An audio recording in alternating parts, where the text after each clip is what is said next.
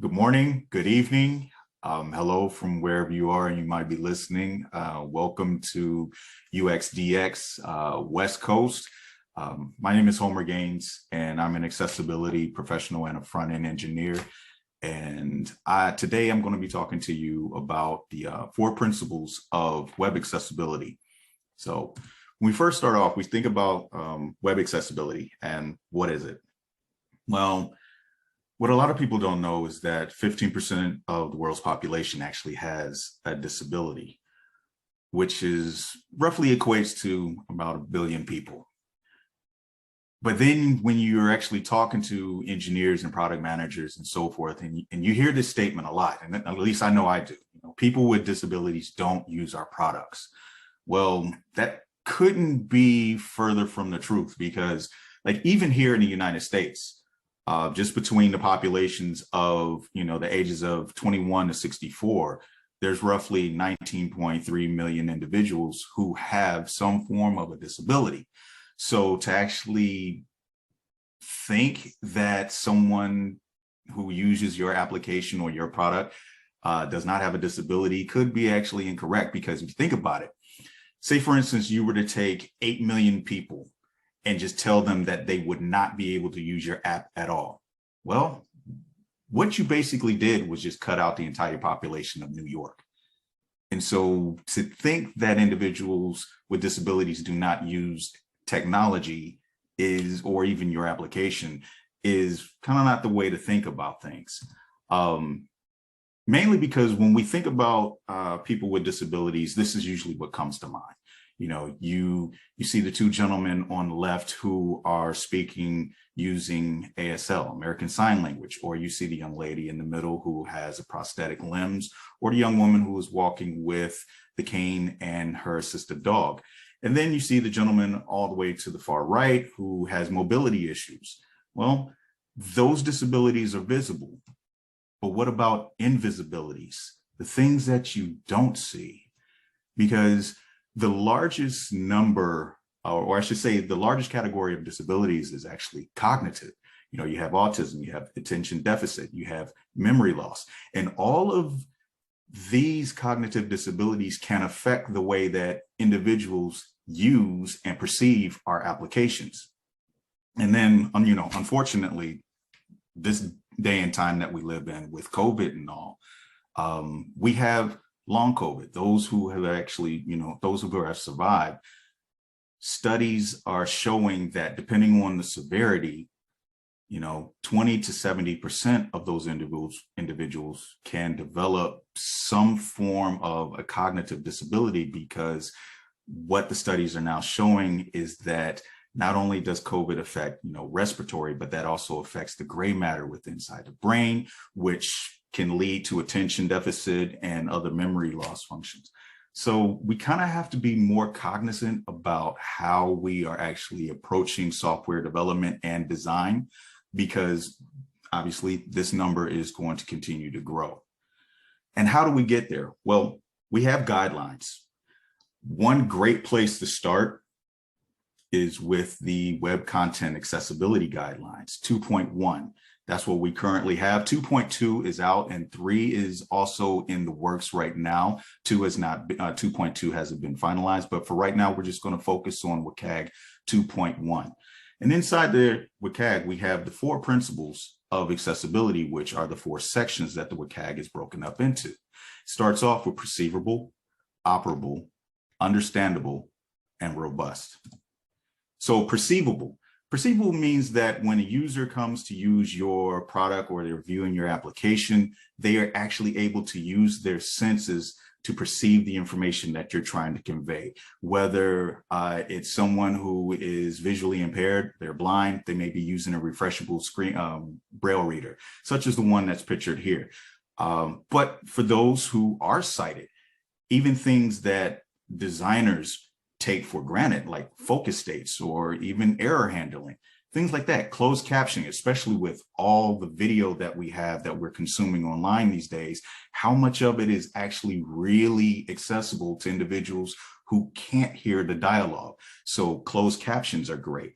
Or what about those individuals who have visual disabilities like low vision, where they can't see, or even being colorblind, where they have issue with seeing different colors based on contrast. So we have to be mindful of that.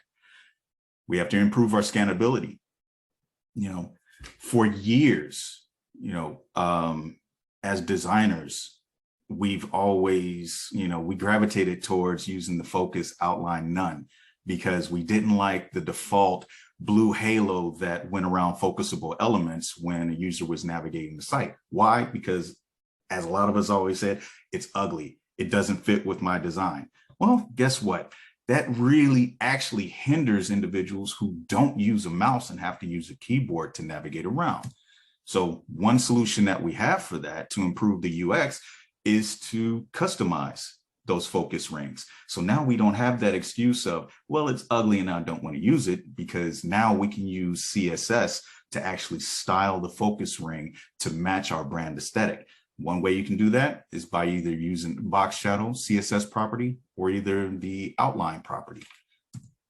And that leads us into people use different methods when they browse our products. How many times have we seen this? We have a design or we have a project laid out and we have a perfect path that we think that the user is going to take, or we hope that the user is going to take, when in reality, they find a completely different path to navigate our application. Yep, that's because everybody uses the web in different ways, which leads us into operable. Operable means that we are meeting the individual right there with how they need to operate and how, the modes of operation that they use to navigate through our apps and our products. Not everyone uses a mouse. Some people use keyboards. Some people use switches. We have sip and puff. We also have head mice where, if the individual has mobility issues, they use their head, or even better, visual. We have eye tracking software where the individual is able to scan the page using their eyes. But we have to make sure that we are designing and building our applications or our UIs that they are large enough for individuals to be able to focus on those elements, because they don't have the fine motor control like someone would if they were using a mouse. Headings.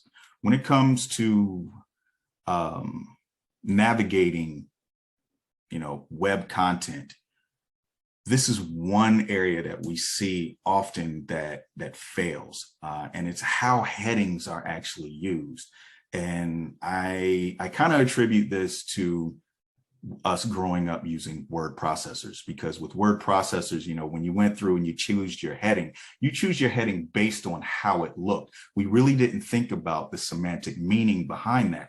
Well, those bad habits transferred over to the web and got lost inside either web authoring and also design practices, to the point to where when we started designing headings or adding headings to web content, we didn't pay attention to the semantics, so therefore the semantics were all out of order. Case in point, the first example, we have an H3, an H1, an H2, an H1, and an H5, all over the place, when technically we should only have one H1 on the page, multiple H2s, you can have multiple H3s and so forth, but they should all be in sequential order because of logical reading order.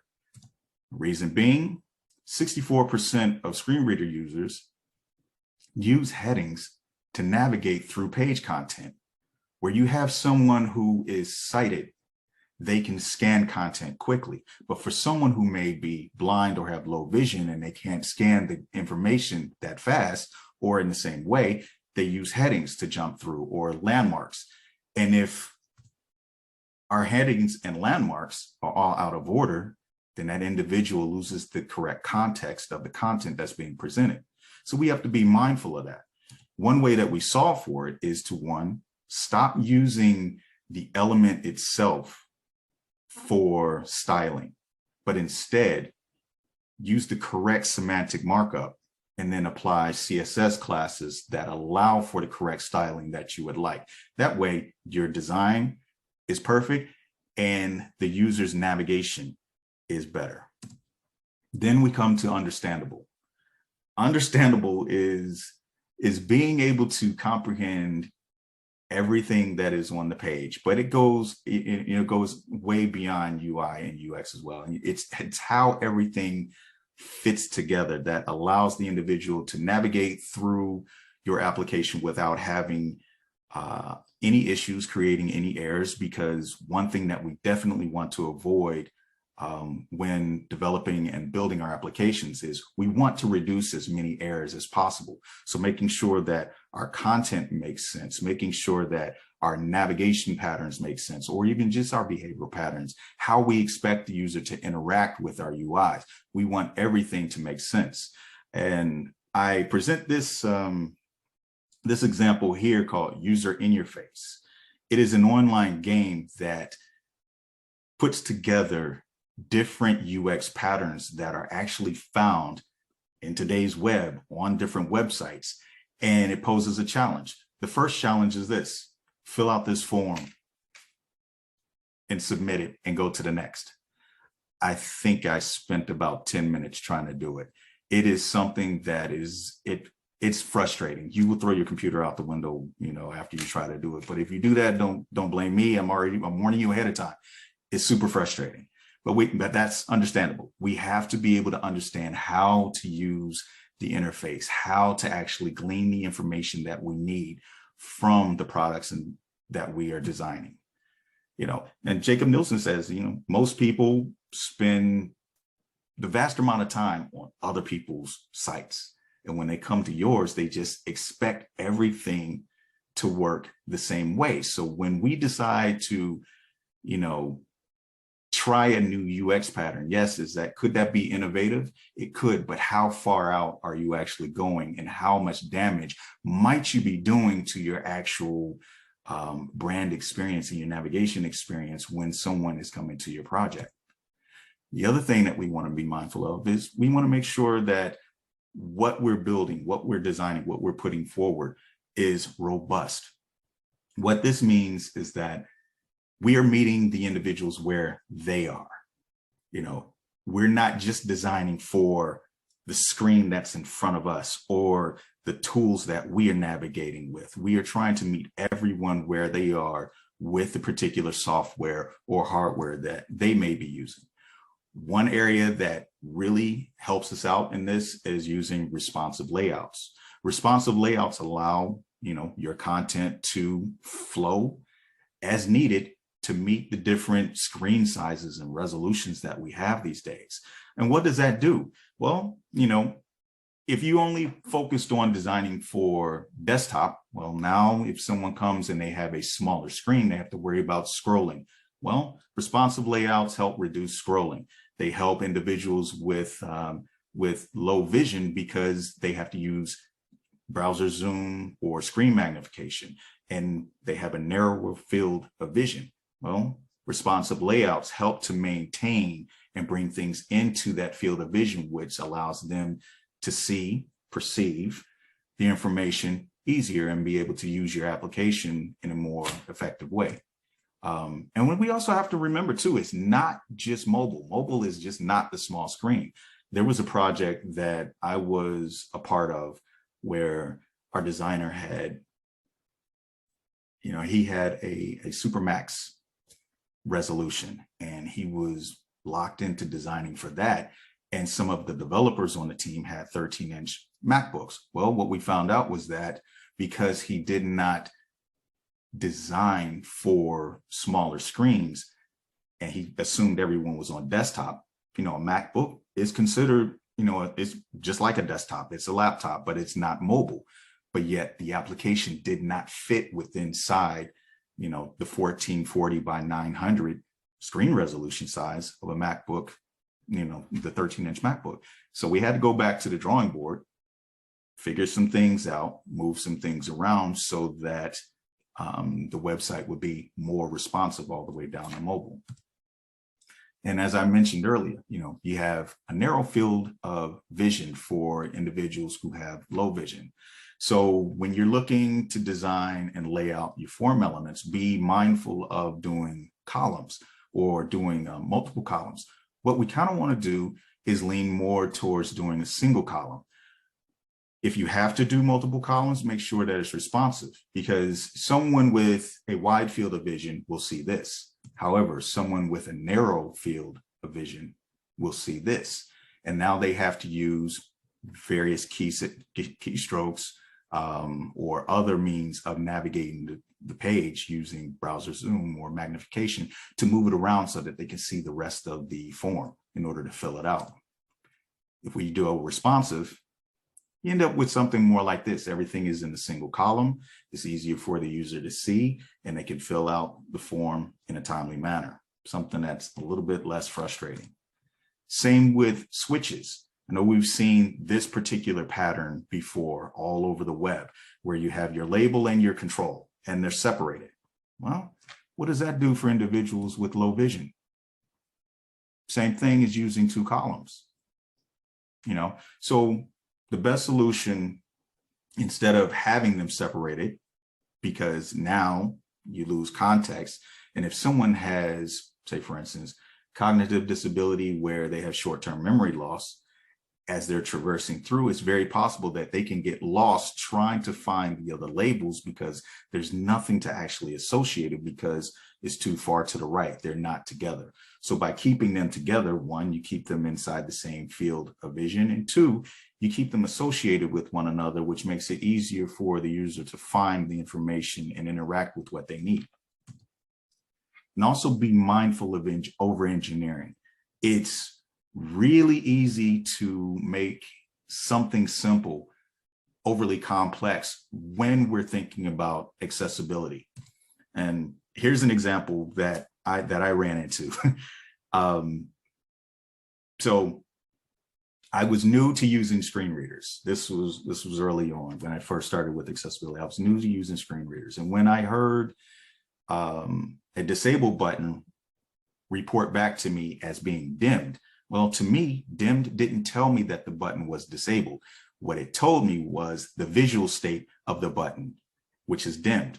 So me thinking I was doing a great thing, I went in and re-engineered a disabled button using an ARIA label to show that when you were on the button, the ARIA label would announce that it was disabled. Well, I reached out to some friends of mine who were more proficient at using screen readers than I was at the time. And they all collectively smacked me on the hand and was like, stop, revert everything you just did, don't do that. Reason being, screen reader users are used to hearing dimmed being reported for elements that are disabled. What I also didn't realize was that I broke internationalization, because now instead of dimmed being reported back to the user in their native language, they would hear disabled reported back to them in English. I had no idea. So we have to be mindful of the solutions that we put forward and how we're actually going to go about engineering these, because again, something as simple as this, and I broke two things: screen readers and internationalization. Accessibility advocate, she's a lawyer, she's amazing. Her name is Haben Girma. This is one of the quotes that she has where she says that ableism is incredibly limiting, and we need to be aware of ableism and all the different ways that it comes into our technology. So what is this? How do you actually apply this? What does this actually mean? Well, it means that we need to be more empathetic when we are developing and designing our applications. Why? How do we get there? It's just, you have cognitive empathy, which is our ability to, understand how someone may think or understand how they may feel. We have emotional empathy. This puts us in that person's shoes. So when we are designing a user flow and mapping it out, we need to be able to step outside of ourselves, get out of the weeds, step outside, look at the high level of it, put ourselves in someone else's shoes to understand how they actually may experience this navigation scheme or this new pattern that we're putting forth. And then we have compassionate empathy. When we recognize and realize that, hey, we may have done something that would cause friction for a user, it now allows us, by using compassionate empathy, to take action to make sure that we correct those issues or those errors that we find. And how does this all apply back to perceivable, operable, understandable, and robust? When you apply empathy, you ask yourself, what can I see or what can I not see? That pertains to perceivable. What can I do? And how? How do I even do this? Operable, understandable. And does it work with all the technology that I'm aware of? Does it work with assistive tech? Robust. Thank you for listening. I hope you enjoy the rest of the conference and be safe.